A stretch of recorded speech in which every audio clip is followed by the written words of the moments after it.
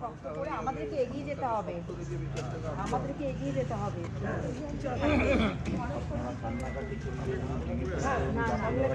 না না না না না, রোজ কাঁদবে, এই আর এই কান্নাটা যাতে বন্ধ হয়, চিরজীবনের জন্য বাকি প্রত্যেকটা নারী যাতে সুরক্ষিত থাকে, হ্যাঁ, সেই কারণে আপনার পাশে আমরা সবসময় আছি।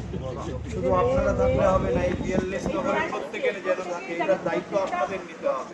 প্রত্যেকটা এক একজন এক একটা বিল্ডিংয়ের দায়িত্ব নিই, যে আমরা এই টাওয়ারের দায়িত্ব নিচ্ছি। পরিবর্তন চাই, নারী সুরক্ষা দরকার, একদম পাশে আছি। দেখো অভিক, এই মুহূর্তে আমরা 3 নম্বর ওয়ার্ডে রয়েছি। অভয়ের মা রত্না দেবনাথ এই মুহূর্তে প্রচার করছেন। তবে প্রচারের যে সারা, আমরা এই মুহূর্তে তোমাকে দেখাচ্ছি, আমরা লাগাতার রিপাবলিক বাংলাদেশের ছবি দেখাচ্ছি, যেখানে এই লেভেলে সারা পাচ্ছেন অভয়ার মা, যেখানে সাধারণ মানুষ হাত ধরে টানছেন অভয়ার মাকে, কারণ তিনিও বলছেন যে লড়াই করতে হবে। আমি পাশে একজন রয়েছেন মহিলা, এখানকারই আবাসিক, তিনি যেখানে আমরা এই মুহূর্তে প্রচার দেখতে পাচ্ছি সেখানকারই আবাসিক,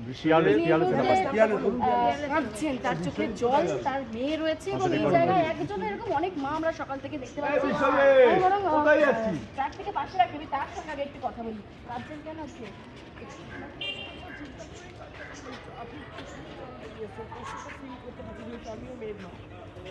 আজকে কি স্বপ্নের মারাই আপনার মতো ফিল করতে পারছেন? অবশ্যই ফিল করবেন, যাদের মেয়ে আছে তারা অবশ্যই ফিল করবেন। পরিবর্তন চাইছেন আপনারা? পরিবর্তনটা শুধুই কি মানে অন্যান্য নাকি প্রত্যেক বিচারের দাবিতে আপনার কথাটা বলছেন?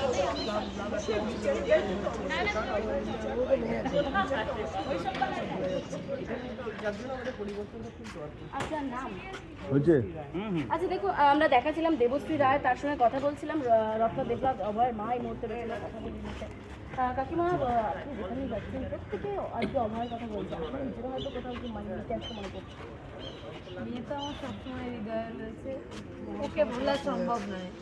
যে মেয়েটা একটা মৃত্যু সমস্ত বিশ্বকে জাগিয়ে দিয়ে গেছিল, নাড়িয়ে দিয়ে গেছিল, সেই মেয়েটাকে কি ভোলা যায়? আর সে আমার মেয়ে, আমার সে অন্তরে রয়েছে, কিন্তু বিশ্ববাসীও বলেনি, কেউ বলেনি আমার মেয়ে। মানুষ আপনাকে দেখছে, কি বলছে তারা? সবাই বলছে, আগে ন্যায় বিচার শুনলেন, উপর থেকে চেঁচিয়ে একজন বৃদ্ধ বয়স্ক লোক, তিনি বললেন, দিদি আগে বিধানসভায় গিয়ে মেয়ের ন্যায় বিচার আদায় করুন। মেয়ের ন্যায় বিচার চাওয়ার জন্য সকলেই বলছে আপনাকে? একদম। এটা যেভাবে ঘটনাটা ঘটিয়েছে এবং তথ্য প্রমাণ সমস্ত লোপাট করেছে, এটা মানে কেউ কোনো মানুষ মানছে না। আপনি যদি যেতেন তাহলে কি এই মায়েদের চোখের জলের দাম আপনি দেবেন? অবশ্যই সমস্ত মেয়েদের মায়েদের সুরক্ষার দায়িত্ব আমি কাঁধে নেব। শুধু পানিহাটির নয়, না, সারা পশ্চিমবঙ্গে, শুধু পিয়ারলেস নয়, শুধু পানিহাটি নয়, সমস্ত পশ্চিমবঙ্গে যেন মেয়েরা মায়েরা সুরক্ষিত থাকে। প্রার্থী রয়েছে, এখানকার বাসিন্দা রয়েছেন, আমি একটু কথা বলি, যারা সহযোদ্ধা লড়াই করে চলেছেন সেই রকম কর্মীদের সঙ্গে। আচ্ছা, আপনারা এই মুহূর্তে প্রচুর জায়গায় প্রচার করছেন, কীরকম বুঝতে পারছেন মানুষ, কি পালস বুঝতে পারছেন মানুষ? দেখুন, দীর্ঘদিন ধরে রাজনীতি করার সুবাদে প্রচুর নির্বাচন করেছি, কিন্তু এই নির্বাচনে যে অভূতপূর্ব মায়েদের সারা, মেয়েদের সারা এবং পুরুষদেরও সারা, এর আগে কখনো দেখিনি। যে মানুষ, ভোটাররা এরকমভাবে আবেগপ্রবণ, আবেগতাড়িতভাবে রাস্তায় বেরিয়ে এসে প্রার্থীকে তার জেতার ব্যাপারে কনফিডেন্স দিচ্ছেন, এরকম আমরা এর আগে কোনোদিন, এতদিনের রাজনৈতিক প্রায় 33 বছরের রাজনৈতিক জীবনে এরকম কোনোদিন দেখিনি। আপনারা নিজেদের প্রার্থীকে নিয়ে কনফিডেন্স তাহলে? আমরা আমাদের প্রার্থীকে নিয়ে শুধু পানিহাটি কেন্দ্রে কনফিডেন্ট নই, আমরা এই প্রার্থীর জন্য বাংলার 294টা আসনে মমতা ব্যানার্জির সমস্ত কেন্দ্রীয়টা টলমল হয়ে গেছে।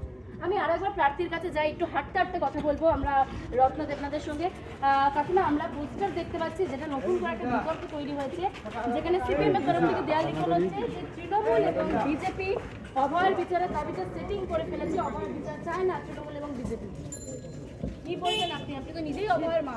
সেটা আগামী দিন সামনে আসবে, সমস্ত তথ্য সামনে আসবে। যারা বলছেন এখন, আমি তাদের উত্তর দেব। তারা বলছেন, তাদের মতো বলছেন, আমি গায়ে মাখবো না। কিন্তু এই রাজনীতিটা কেন করছে সিপিএম? আমি জানি না ওরা কেন করছে, সত্যি আমি এই মুহূর্তে এখন কিছু বলতে চাইছেন না এই